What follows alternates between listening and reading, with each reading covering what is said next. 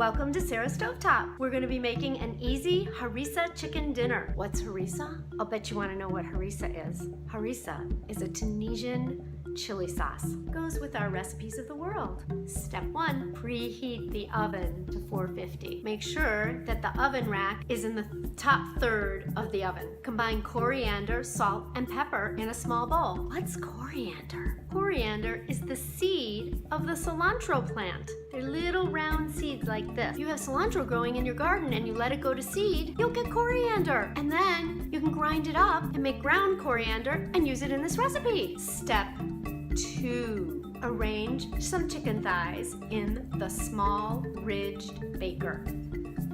That's this thing. This is a piece of stoneware, so if you haven't used stoneware before, there's a couple things you need to know about it. First of all, it takes the moisture out of your food very evenly, so that helps it cook evenly. You should also know that stoneware seasons the more you use it. So it starts out this kind of light clay color, and as you use it, it darkens. In this particular vessel, it's going to have the grease fall out of it. Great for pork, great for bacon, good for that chicken leg, great for chicken thighs. Think stuffed chicken breasts. It can go in the microwave, in the oven. The best way to clean it, hot water. Comes with a scraper, and that's all you need to use. Pump up the oil in the kitchen spritzer. Spray it on the chicken.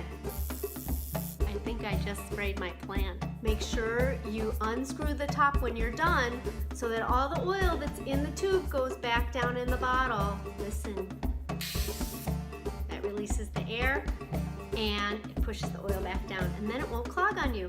Once you've sprayed the chicken thighs with the oil, then you sprinkle the mixture of salt and pepper and coriander on the chicken thighs. We need half a teaspoon of the ground coriander, and this is our easy adjustable measuring spoon. Just like that, and that's a half a teaspoon. There's the ground coriander.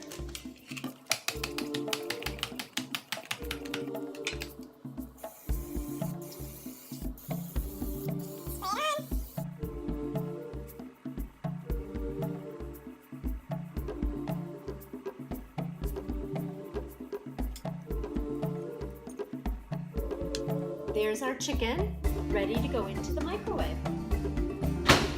5 minutes. Let's take its temperature. 140 to 150, that's what we wanted. That was 5 minutes in the microwave to par cook it. Par cooking means partially cooking it, because we're gonna cook it some more. Step 3, cut the carrot and the zucchini into 2-inch portions. Simple slicer has 3 different blade widths or thicknesses, and you just slide this up and it increases the width. Simple slicer has a food holder which slides on and you just slice back and forth. And this is the food holder with the prongs.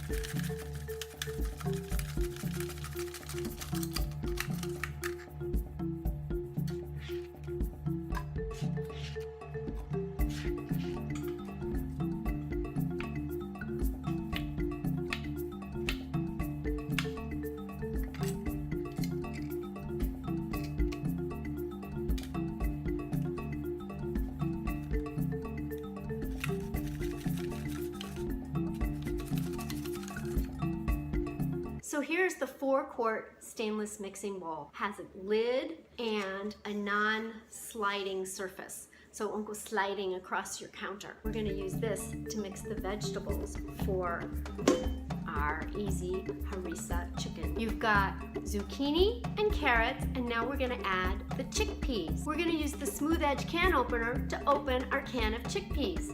Want to see how it's done? So here's the smooth edge can opener. See this circle here? That goes on the edge of the can.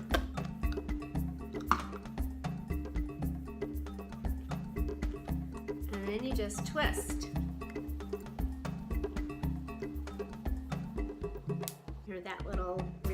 pressure. Then you just twist the other way. Then you use this little bird beak here.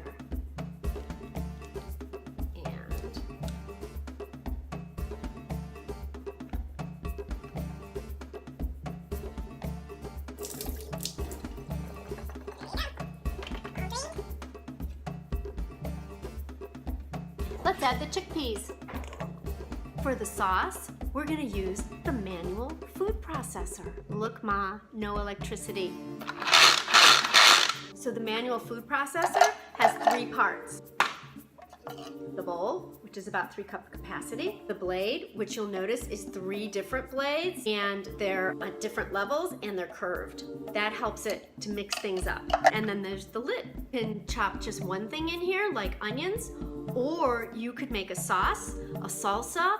You can make tuna or egg salad. It has multi-purposes. So in the manual food processor, we're gonna use all the ingredients for the sauce. This is the garlic press. You put your clove of garlic unpeeled inside here, and then you just close it down and squeeze it out. It has a little tool that helps you clean it. Goes right in here, press the prongs into the holes of the garlic press, and that just helps release it. You can also use the other end of the tool to scrape off the garlic that comes out and to dig out the garlic. Have you ever noticed that a recipe calls for 1 or 2 tablespoons of tomato paste, and then you have the rest of the can and you don't know what to do with it? This is our herb freezing tray. And it also works for things like that tomato paste that's left over, or some juice from a lemon or a lime, or you could put actual herbs in it and put a little water or broth or oil and freeze them that way, the chopped up herbs. Comes in a set of 2. What I love about it is it's got a lid on it, so you can actually stack them in your freezer, and when they're done, you just pop them out, put them in a baggie, and put them back in the freezer, and they're already marked and ready to go. Want to know what else I use this for? I make my husband chocolate covered banana slices. Melt some chocolate, put a little bit in each well, put a banana slice in, then top it with some more melted chocolate. Delicious. Pop them in the freezer. Doesn't take very long. Time to make the sauce. Roasted red peppers. To loosen the lid, I've got the easy opener. Sometimes I can't get a lid off, so I just use this to pop it. Hear that? This one to get underneath a tab, like that. Roasted red peppers.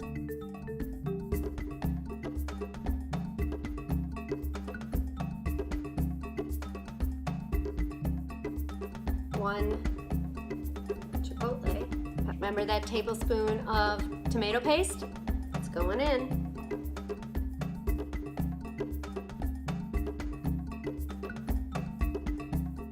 One clove of garlic. Remember, don't peel it.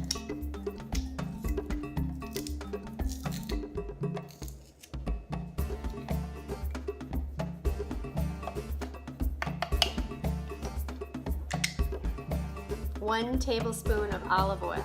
Easy read measuring cup.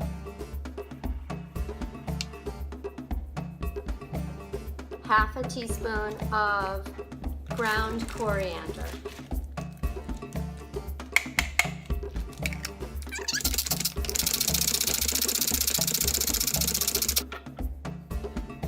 Easy peasy. Once the sauce is all made, you add it to the sliced vegetables and chickpeas. And they are going to go around our chicken. How's it look? Step 5. Here's the rock crock grill stone. You see it? You can make a pizza on it in the oven or on the grill. Tonight we're going to make our dish on it. We're going to put those par-cooked chicken thighs on the grill stone in the middle, and then we're going to surround it with the vegetables and pop it in the oven for a little bit.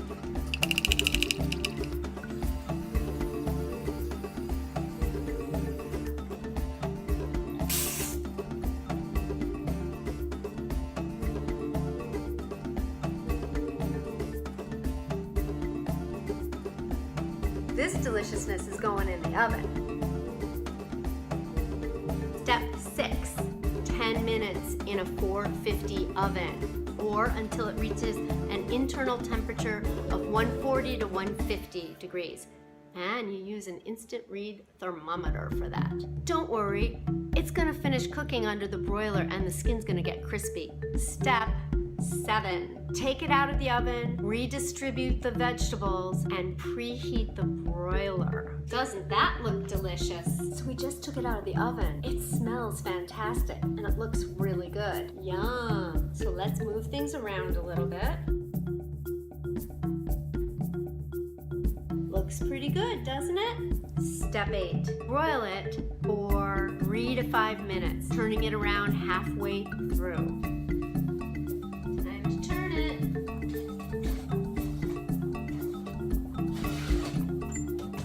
Only 2 more minutes. And then when it's ready, it should reach an internal temperature of 160. Don't forget to use your easy read thermometer.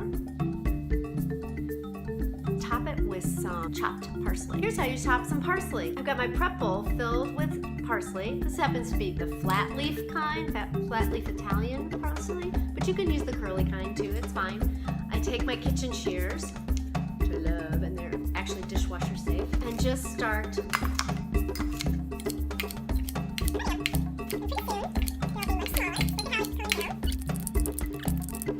pretty easy, huh? Looks good enough to eat.